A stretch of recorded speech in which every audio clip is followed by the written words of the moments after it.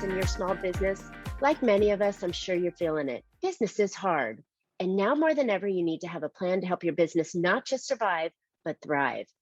I'm Marcia Reiner. I'm a business growth strategist on a mission with a twisted tongue. I've helped tons of small business owners to establish and implement a tangible plan that guarantees increased profitability, guides your growth, and plans for a future exit. Because a business worth selling is also a business worth owning. I want to share strategies that I've earned and learned on today's Profit with a Plan podcast. But before we get started, I have something to share with you. I've got 5 ways that you can turn your business into one worth selling right now. Go pick that up on my website at trajectorybiz, that's biz.com. I'm really excited to have my guest today, a Canadian, Aristotle. How do I say that, sir? You can say it in English version, Aristotel. Okay, Dascal. Aristotel is the founder of One Day CEO, and he helps business owners remove themselves from daily operations without sacrificing revenue by using scalable systems.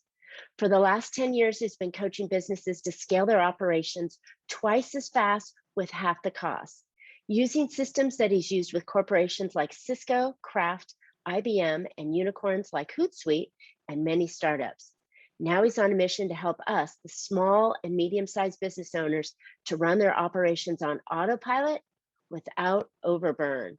Welcome to Profit with a Plan. Hey, good to be here. Thank you so much. So, all right.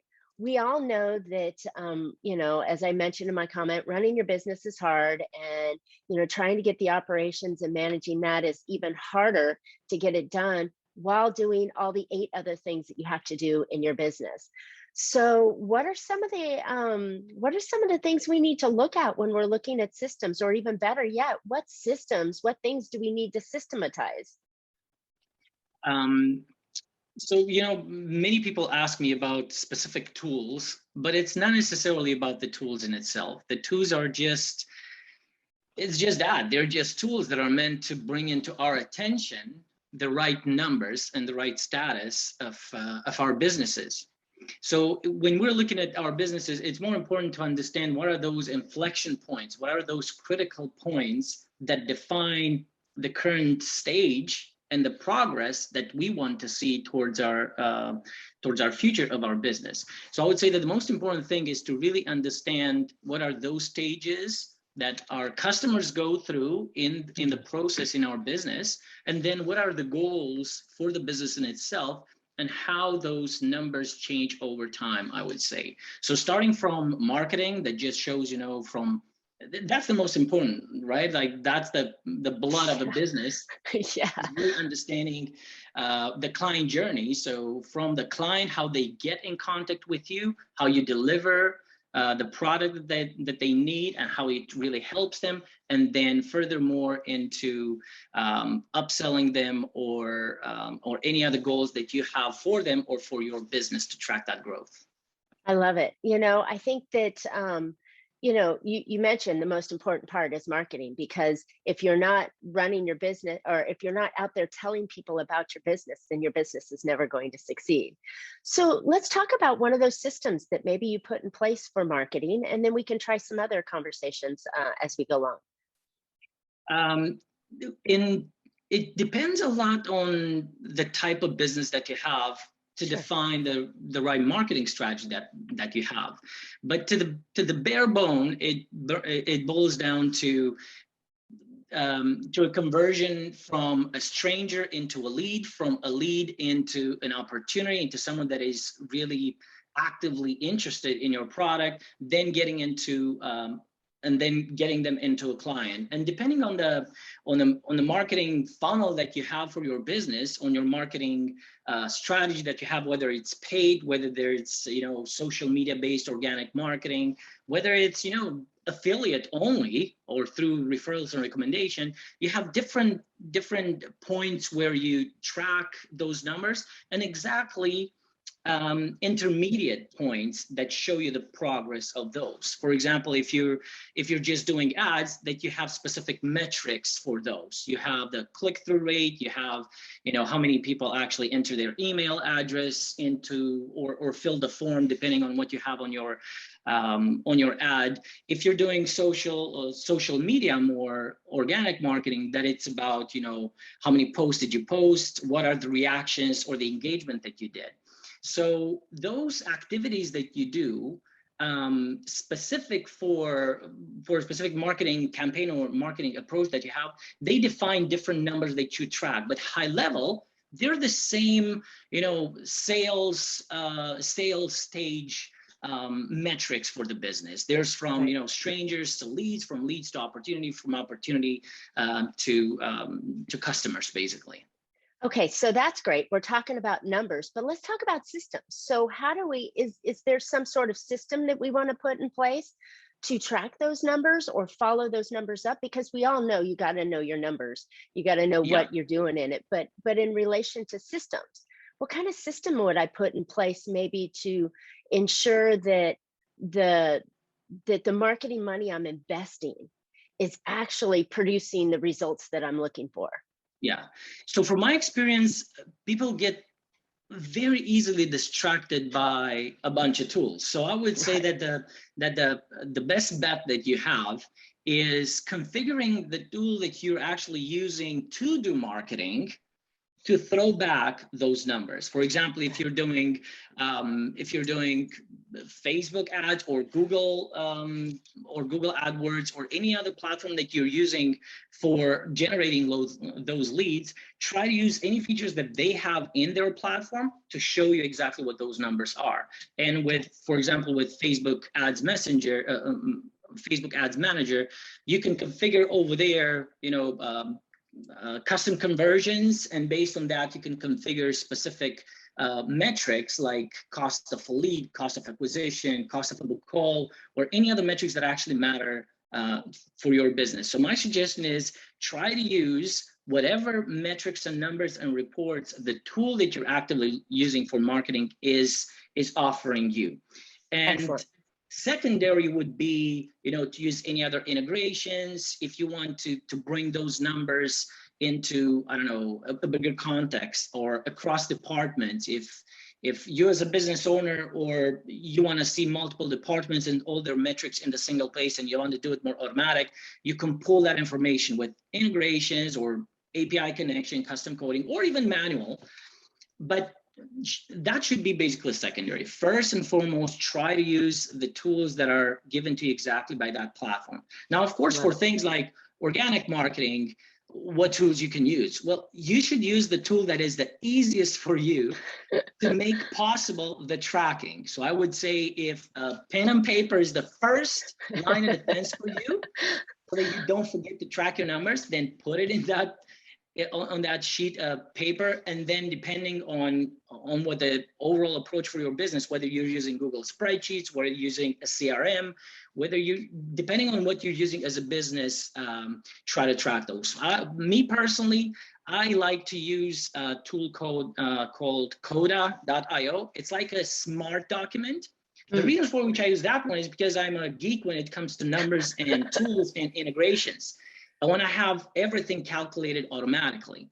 And that is a really easy way for me to do it. But again, I still go through the same teachings that I do myself. I track everything in Facebook. I'm looking at the numbers that, organic marketing, like, the Facebook Studio dashboards are offering me. Those are the first line in defense. And then I would say at least a Google spreadsheet or something like that to aggregate more information across the company, or a CRM if you want to get fancier, or something more custom. But I wouldn't suggest that for a business owner to get into. The more specialized and low level you get, the more defocus you get from the purpose of marketing in itself. Love it. And you shouldn't be doing all that yourself as a business owner. You need to have a team to do that. So exactly. I love that. Yeah, because there is a lot of, you can get lost in the weeds, but there are a lot of numbers and details that you need to understand in that phase of that client journey. to be able to see if that money being invested is getting a return, right? You're getting the Exactly. clients. So if I'm spending $1,000, just round number, $1,000 out, I better be getting at least $1,000 worth of business coming in from it. Or maybe you should not be doing that, that type Yeah, of definitely. activity. And it doesn't happen overnight. It takes a short period of time, but it shouldn't be a year and you're still not getting that $1,000 back. So this is we're Yeah. going down a rabbit hole here. But so this is a great system, and I love these systems for running your business, to know that how am I getting clients coming in, and what am I paying for that, and what is that resulting for, and putting it even down on a simple piece of paper. I Yeah. love that. But utilizing the tools that the companies that are help generating those referrals for you are bringing in. Awesome system, and simple, right? We don't Yeah. want to we Well, don't want to make it so convoluted that I have to have someone manage my systems to make sure it gets done. So I like that. exactly. Yeah. You want to Okay. use everything that it's having onto you. Usually what we add on top, it's usually not that relevant anyway. So the core of the Good. things, they track it anyway. Yeah. Okay. So now we've got we've looked at our marketing. So there are many operational sections or divisions inside your business. So we worked on marketing. What would be the next operational area that we want to look at and create systems in? The next one, I usually emphasize the delivery being the component of your business operation that has to do with integrating the service that you have with the client. Now, Mm, sometimes that's very minimum, sometimes it's very advanced. For example, for an agency, that's a very complicated and a huge component of the business in itself. For course creators or um, for SaaS platforms like software as a service, that is minimum because they build a platform, the user is just using it, they just have a little bit of support. So it depends on how much your team is engaged on applying your product into the day-to-day activity of your client. That's how much that delivery team needs to be involved. nice. Okay, so Yeah, let's so go down with an example on that. So say you've got an accounting firm or an attorney that's a good that is example. Yeah. working closely. Let's go with the accounting firm. They're working closely with the client on multiple times during the year. The data is being transferred back and forth. What kind of systems do you want to have in place for that? um, Over there it has to do with the goals that the customer has in place, or with the goal that you have for your customer in place as well. So I would say that the most important thing over there is having a strategy for your client, the same way like you have a strategy for yourself, for your own business. In the same way, your client should have a strategy and specific numbers in itself, and those numbers are usually, or at least a subset of those numbers for their business, are the ones that you can influence yourself. So just like any service, in your mind has to be something really quantifiable about what result you have to offer for your client. So I would say that's where everything starts when it comes to the delivery, is what are the results that your client is supposed to have, and make sure that you have a plan and a strategy in place to achieve those numbers for them. So have a goal attached to it. You should have a few KPIs, a few targets, regularly updated on a yearly basis, and then down to a quarterly basis, and then some check-ins every week, and a pulse every day even. But the numbers in itself, I would say, keep an eye on them on a weekly basis for sure. And the targets are being set up for, let's say, quarterly or something like that. And you have to have that in front of your customer basically all the time, because if you get into the nitty gritty of yeah, you have to enter these invoices, or you have to add a new category in your accounting system, if you go to the little tasks in itself, and you miss the big picture about, okay, but what is the number, what is something that really tells me that I'm successful? Not having the right categories in accounting is telling you that you're successful, but having a good P&L is telling you that you're successful. having a specific ratio of how much time your team is spending, you as a service provider, to help that client deliver, reach their targets. That's another thing that it really matters. So everything boils down to those numbers that define success for your client, which are being influenced by your service. And that's what you have to track and break down. How am I going to achieve those targets for the client? How will the client achieve those targets? And you work together with them to define exact strategy, like little projects and tasks. And depending on the level of involvement that you have with your client, you may have to provide some accountability over there. It's a difference between a little bit of coaching, telling them right? what to do. Yeah, I mean, it's a difference between just telling them what to do, advising them, and this is where it's the limitation of the extent to which your business service goes, as far as your offer stands. Or you can be, no, I am on the hook for bringing them results. That means that I'm not just going to tell them, well, okay, now you have your goals defined, now we have a strategy defined, go and execute. If you're on the hook for their success and you want to take that to heart, and usually that's really helping you grow in the business, then you might as well have those regular pulse checks with your client and make sure that they implement those, because that's what is going to actually bring them back. And that sometimes is the biggest difference in the relationship with a client, and it may take the least effort. It's interesting, and people still don't do it with their clients. Wow. Just getting them to take action on your advice and direction, because I mean, that's all we are when we're in this, when we're in this space, is we're consulting and we're giving information, and it's getting them to take action. So I was, funny enough, not to go too far off, but I was on a call last night, and the comment was always with a preface of, you can do this as long as you take action. You will be successful as long as you take action. And I think that relates everywhere, in every business, that and to be able to create those systems and set expectations for your clients that you're working with.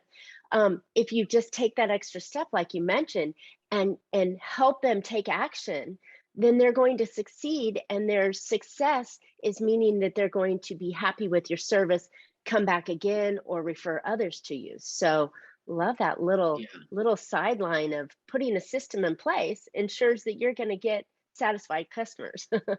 Yeah, and it helps you get to the root of the problem. Right. If they don't have success and your service is good, it means that there was a problem around the execution somewhere, right? Mm-hmm.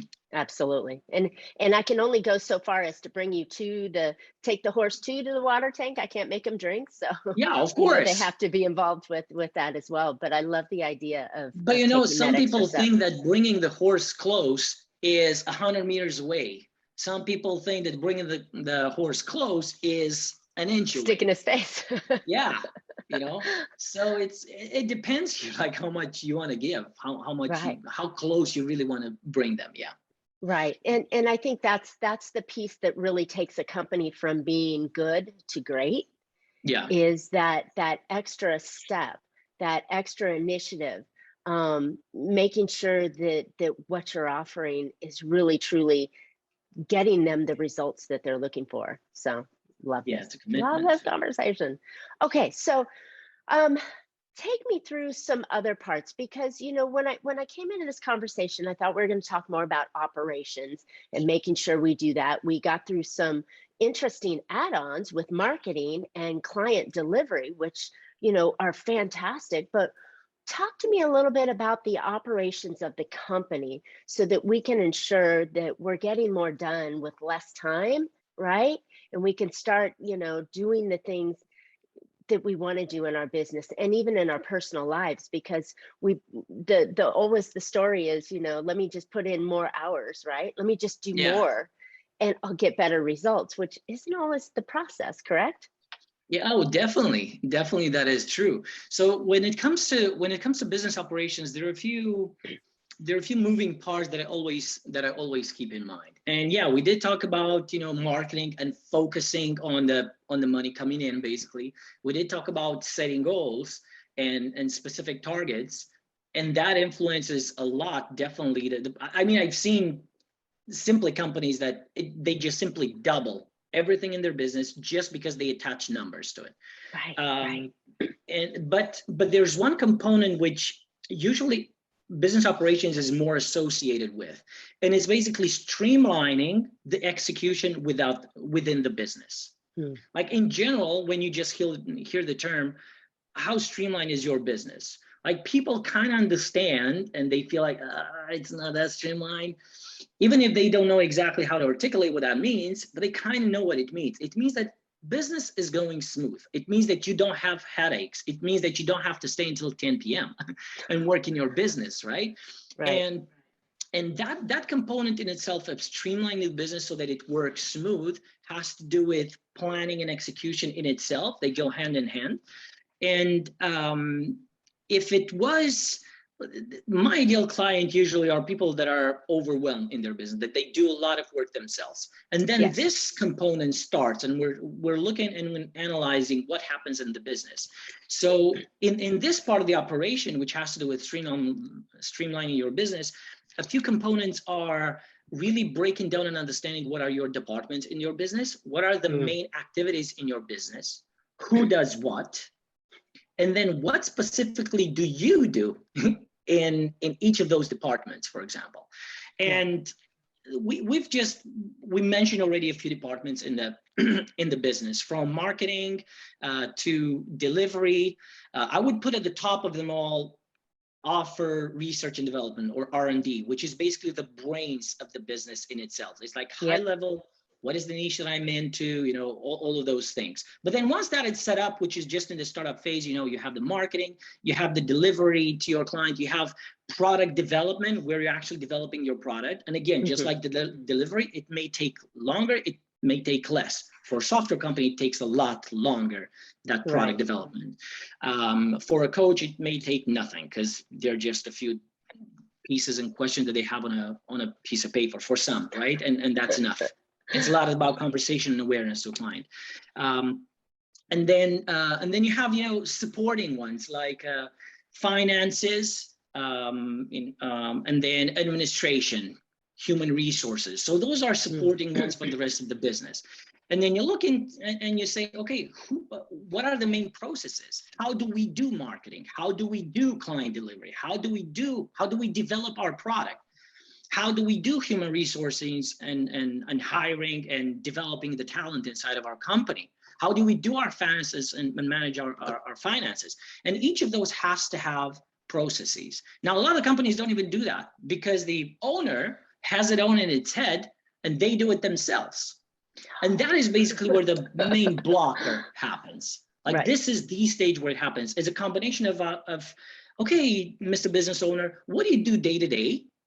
And how documented are those things that you do day to day? So it's a combination. And they go hand in hand because business owners tend to not document things until they're so overwhelmed and they finally realize, man, rather than getting a divorce because I'm not spending any time with my family and with kids and my kids are growing up and I don't even know them, I should hire somebody. So then a little too late, but yes. Yeah, a little too late. Yeah. But this is the change, and this is what streamlined business means, really understanding all the processes, what are actually you doing in your company and who does it or who should do it. And then we have the project management component and productivity, which says about, okay, how well do we do it? How do we make sure that it gets done? So that's all the project management, productivity, task tracking, you know, all the meanings that you have for that. Yeah. I mean, I could go further into discussing about the owner, I like it, but I want to take the direction that you want. But this is really what owners forget. My experience is that the clients that I'm working with, they had this genius idea, whatever it was, and then they just jumped to the 5th floor and started chasing clients and putting out fires. They didn't do the setup and the structure that a really successful business has in place, such as systems and the strategy and what's the most efficient way to move the client or to move the product out the door or to get your employee to do what you want them to do. Exactly. You know, and I think these systems are so important. And as we've discussed today, there's marketing, delivery, HR, there's operations, there's financial, there's, everything has a system to it.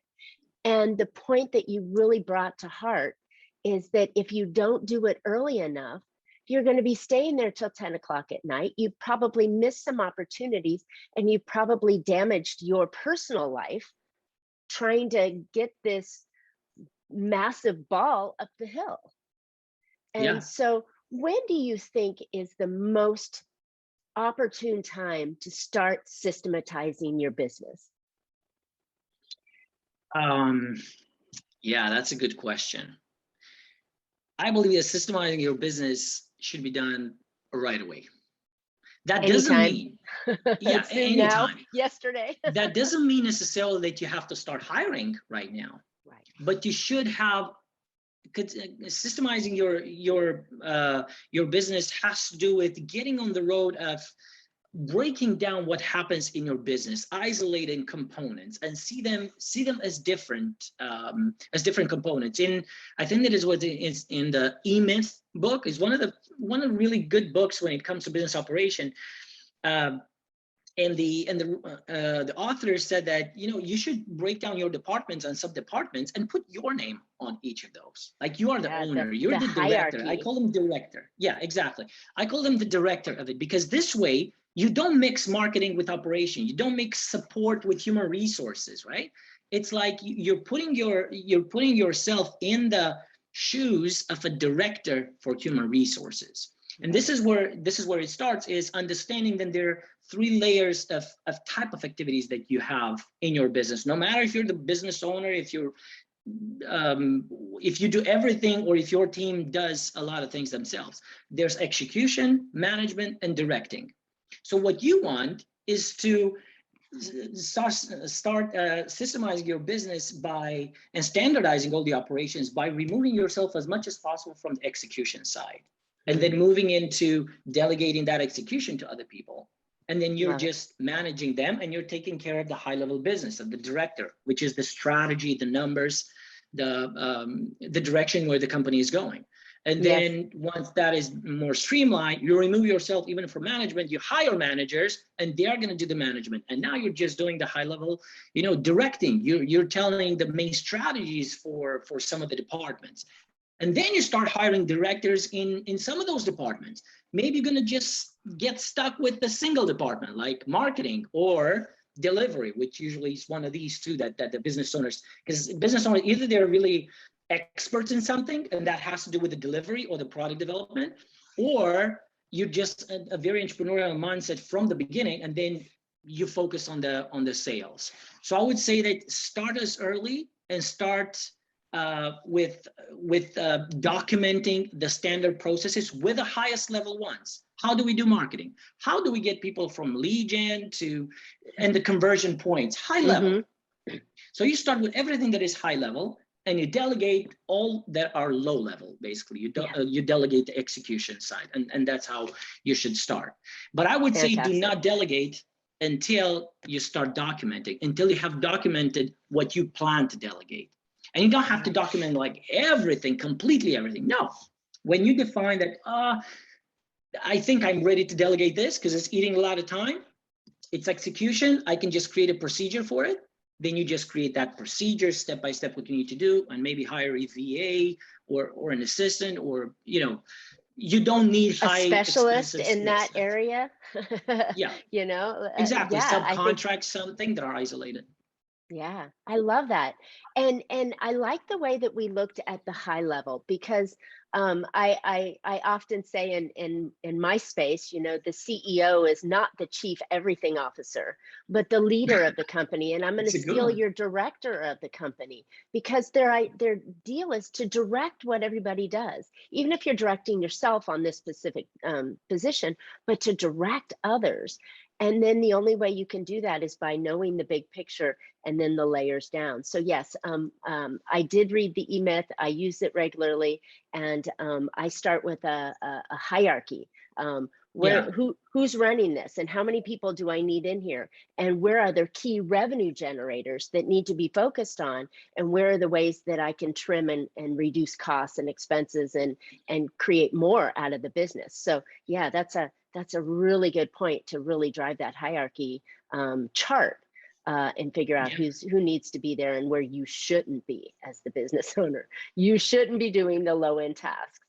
At Yeah. a lower price, you can hire someone to do that. Exactly. But I love it because you can't do it until you create or you shouldn't do it until you You create a shouldn't do it. process Yeah. that is duplicatable, that you can show and give direction. Because your worst money suck in your business is to have people sit there not knowing what to do. Yeah. Some people just get stuck in the stage where, yeah, but you know, they're not going to do it like I can do it. They're just right. not It's easier for me. Yeah. And you know, the worst problem with that, it's actually not even the fact that it's just taking time right now. The worst problem is that it hardens the belief in your mind that others can do it. And now And I your can business tell will hit a ceiling if it's only you and your business. Your business, I promise you, listeners, your business will hit a ceiling, and it'll be a low ceiling if you don't bring people in to do the things that you shouldn't be doing. And the more time it passes, the harder it gets. The more that belief gets stuck in there. But then, you know, you can just look at your numbers and they're going to be the proof. Your business will not grow.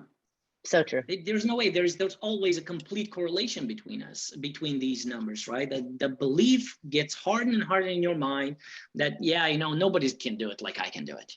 Well, you know what? They don't have to do it like you can do it. Close enough. 80% is good. Yeah, 80% is good.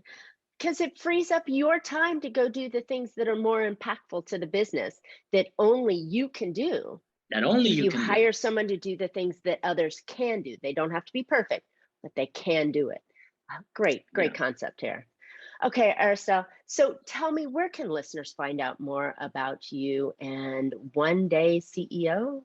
Yeah, we have a community, our Facebook community. It's a free community for CEOs, and it's at onedayceo.com/FB group from Facebook group.